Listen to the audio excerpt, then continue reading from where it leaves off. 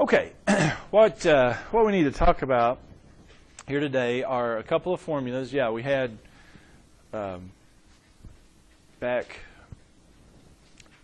it was at the end of our Calculus 1 class anyway, we did volumes, disk method, washer method. Well, this has nothing to do with that, but it's something like it because one question we can answer with some of the things we've been talking about is how can I determine how long we've done area under curves, but what about, can we determine the length of a curve? And the answer is yes, we can. We can do that. And this, yeah, it does go back to, really goes back to kind of the definition of the derivative. But let's just kind of go through it and see how this all works. And that's why I've got the notes printed off there for you. Or you can get these where you can read them. So determine the length of the curve from A to B. So how long is that? Well, it's a weird looking shape. So, I mean, I could get my rulers out, I guess, but I don't know. Don't do this. There it is. Okay. We'll refer to our length there as L, length L. And we're going to use line segments because we do know something about a line segment. We do know the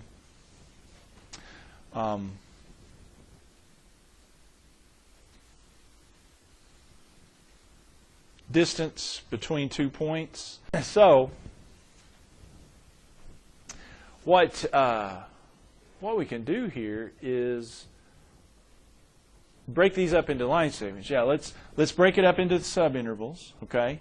And we can determine the distance here, the distance here, the distance here, and the distance here by distance formula. D equals difference of the y squared, difference of the x squared plus difference of the y squared. That would be distance number 1. So distance number 1, we would take the x's are x sub 0, x sub 1. So x sub 1 minus x sub 0 squared plus the difference of the y, so it would be y sub 0. Y sub 1 minus y sub 0 squared. That would be distance 1, or the length of D1. With me? That's just distance formula. We've done those problems in algebra class. Okay? All right. Whoops, too far. Just want to go to the bottom of that page, I think.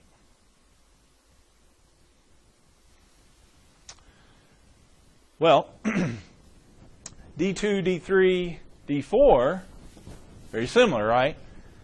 D2 would be, oh yeah, I forgot this part. Well, couldn't we refer to that as delta x? And couldn't we refer to that as delta y? It's just a change in y, change in x is all that means. So delta x sub 1 and delta y sub 1. Let's refer to those as that. Makes the notation a little easier. Well, D2, D3, and D4 are same accordingly. And so the length, if we add all those up, sum up the d sub i's, d sub 1, d sub 2, d sub 3, d sub 4, if we add all those up, that's approximately the length of that curve. Now, it's a very chopped up curve there, but nonetheless, it does an estimation of that. And so replacing, the d sub i's, each d sub I would be delta x sub I squared plus delta y sub squared. You with me? Just kind of replacing some of those things. So I runs 1 to 4. Now, here's the next part. By the mean value theorem. Remember it? Maybe it's been a while. That's been a while. By the mean value theorem, remember what mean value theorem says. If I take a curve, this is not our curve, but if I take a curve there and draw the line between those 2 points, there's some derivative value of c, some c value for which the derivative of c sub I, is equal to the slope. Remember that? There's some C value in this interval, C1, in this case I'm calling it, that matches this slope. That's mean value theorem. We did that way back when.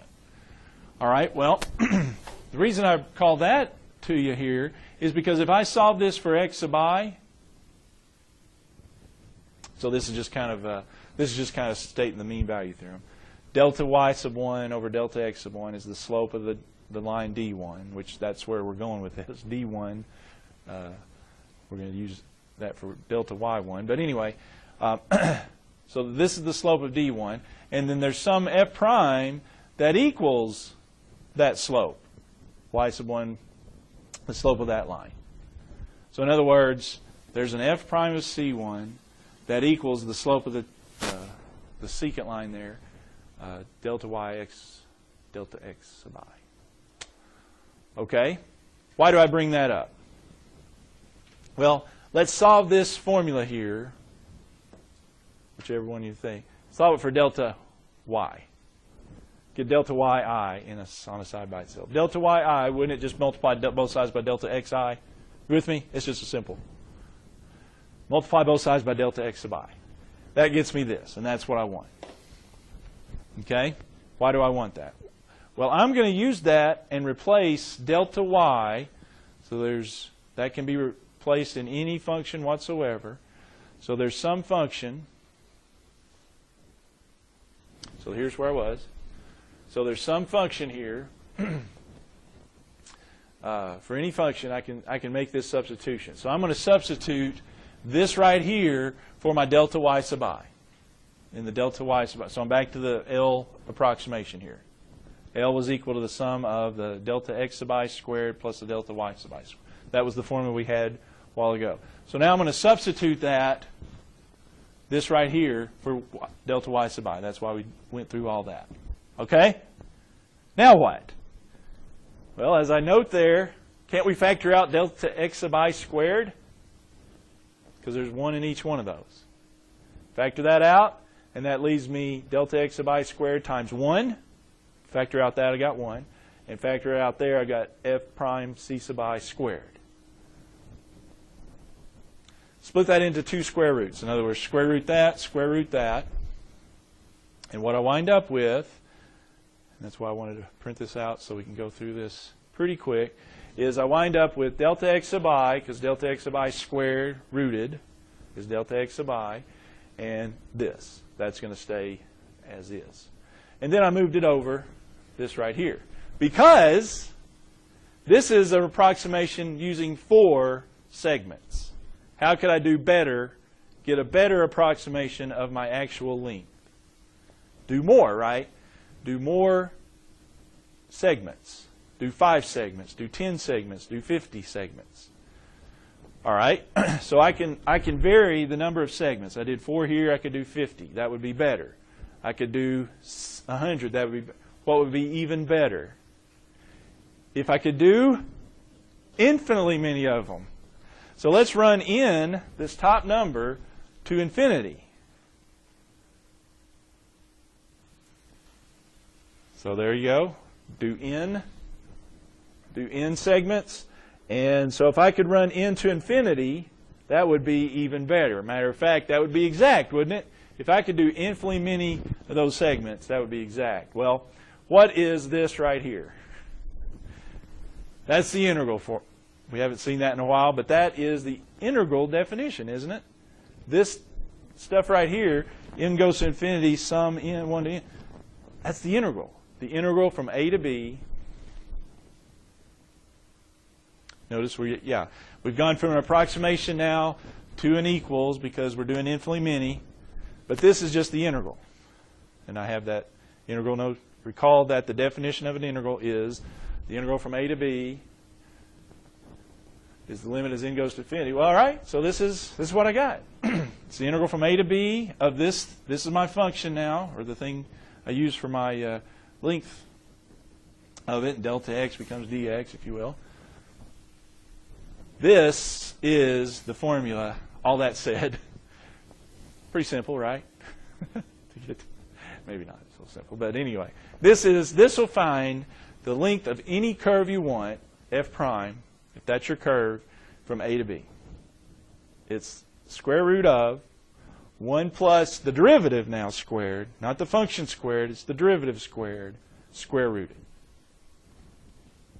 So that's the arc length that we're talking about. Arc length equals the integral from A to B, square root of 1 plus the derivative squared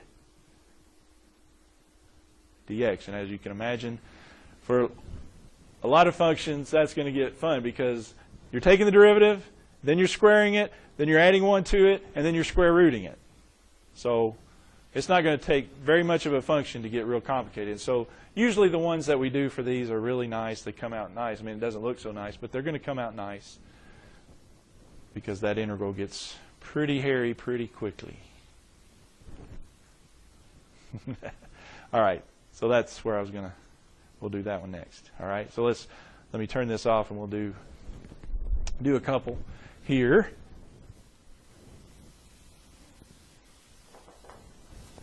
Oops. Everything goes dark, and everything goes dark. Okay. So now, let's go back to that. Yes. Okay. So now, as the one I had there mentioned, what was it? It was find the arc length for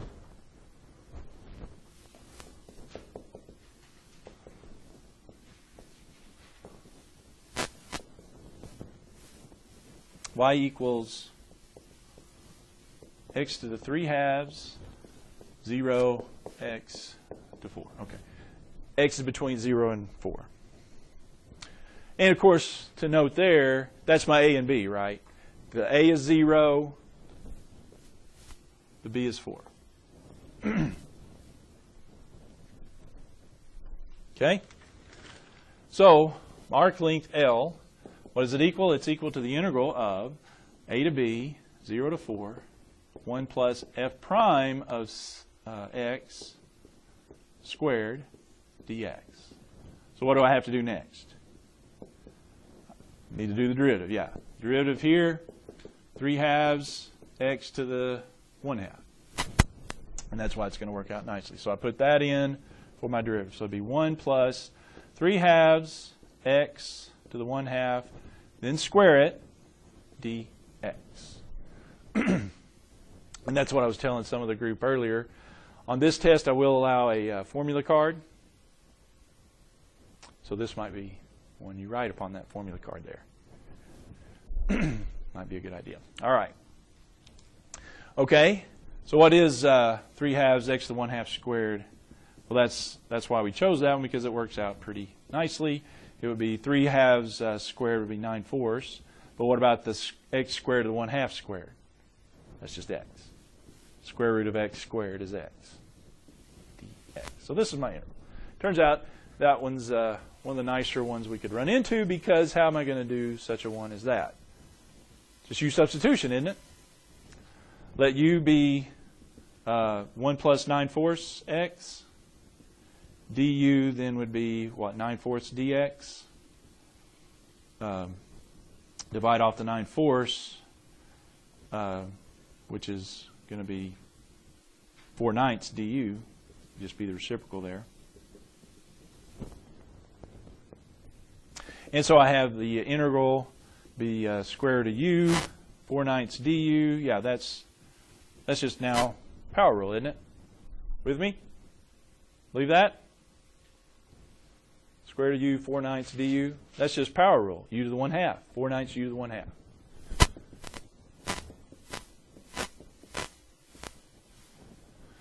This is power rule. So 4/9, add 1, so you have 3/2, so I have 2/3 here. U to the 3/2.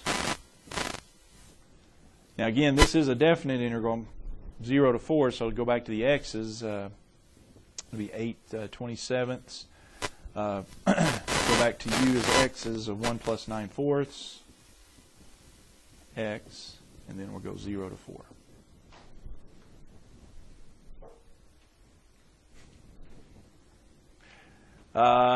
Works out pretty well, especially the 4 part. So if I plug in 4 there, what do I get? 8/27 times 1 plus 9/4 times 4, and then minus 8/27. X works out, well, the X works out good too, real good. Because if I plug in X to be 0, that's just 1, isn't it? 1 to the 3/2. What happened? I lost some of my notation there, sorry. It's 1 plus 9/4 to the 3/2. Ooh, that would have been bad. Sorry about that. So this, don't forget your 3/2 power there. 1 plus 9/4 X to the 3/2. So this would be plug in 4, 1 plus 9/4 times 4 to the 3/2, and then 8/27, X is 0, so that's just 1 to the 3/2, so that's just 1. Should have moved up there. The nice thing here about it is that does cancel. Let's go right up here. Get crowded out. All right, so we 8/27. 1 plus, that'd just be 1 plus 9, so that'd be 10 to the 3/2 minus 8/27, which is a pretty good answer. What they would do with that, of course, the 2 means square root, so I've got the square root of 10 cubed. And 10 square root of 10 cubed, 10 square root of 10, isn't it? Because you got square root of 10, square root of 10, square root of 10. Square root of 10, square root of 10 is just 10. So 10 square root of 10. All right, so that's 8/27 times 10 square root of 10 minus 8/27. I'm just working on show you what they would get. So that would be 80 over 27 square root of 10 minus 8/27. So that arc length, yeah, it's not going to be a nice number, obviously. If you look at it, well, you might think it should be, but it's not going to be a nice number because it's 1 plus the derivative squared, square rooted. That's how you find the arc length.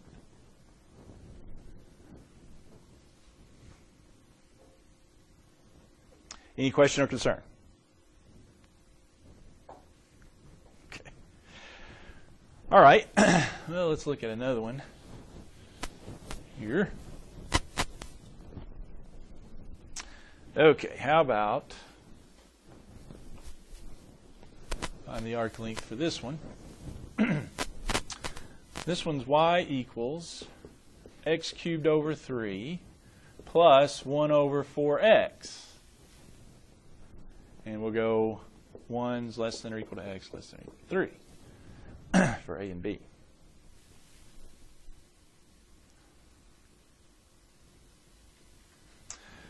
So again, the arc length, part of it is the derivative. And so let's start with finding the derivative. Well, this being, that's 1/3 x cubed, and that's 1/4 x to the minus 1, isn't it?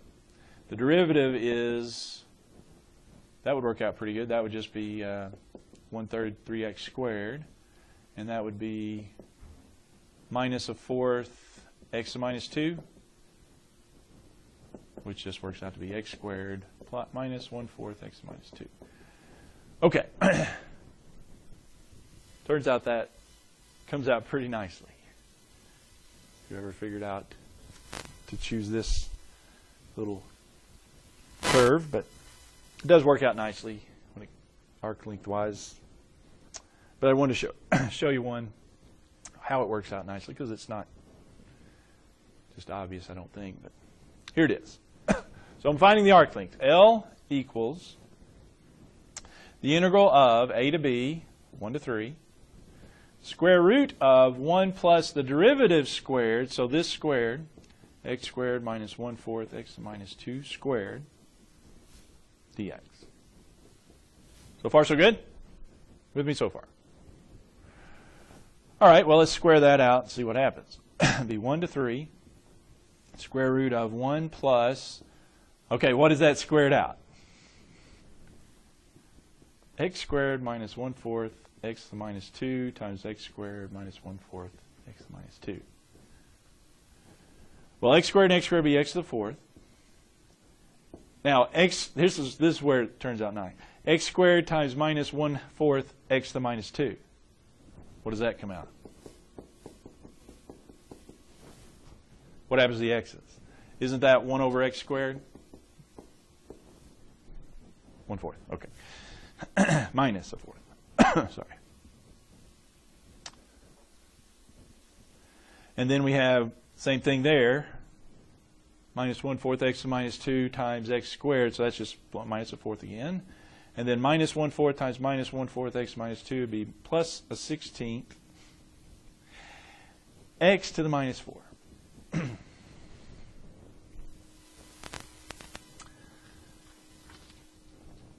Well, rearranging a bit here, let's write that x to the fourth first, I think. Yeah, write the x to the fourth first. And the middle, let's go with, well, this and this and this. 1 minus a 4. That's really minus a half, isn't it? So it's 1 minus a half, which is positive a half, plus a 16th, x to the minus 4.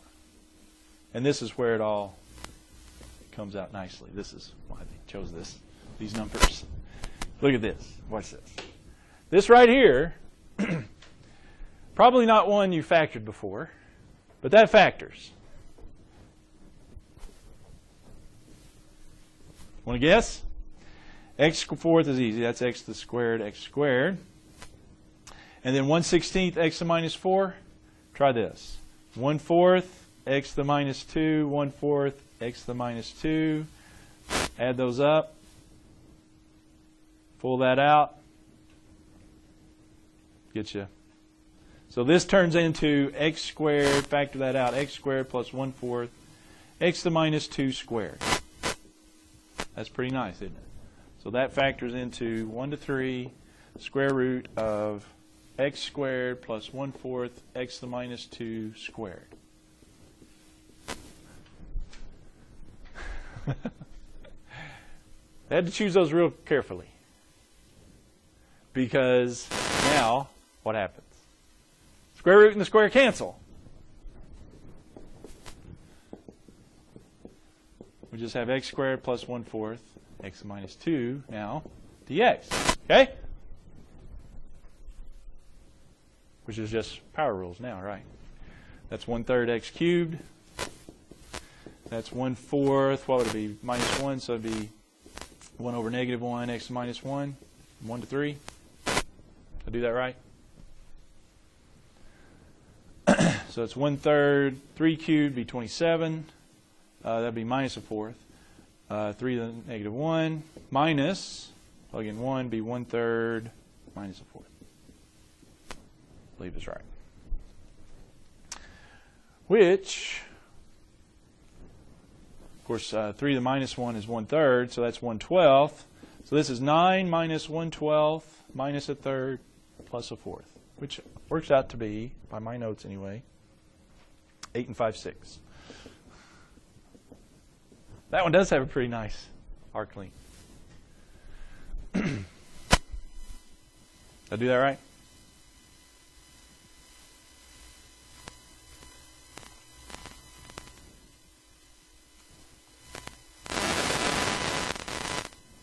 Okay?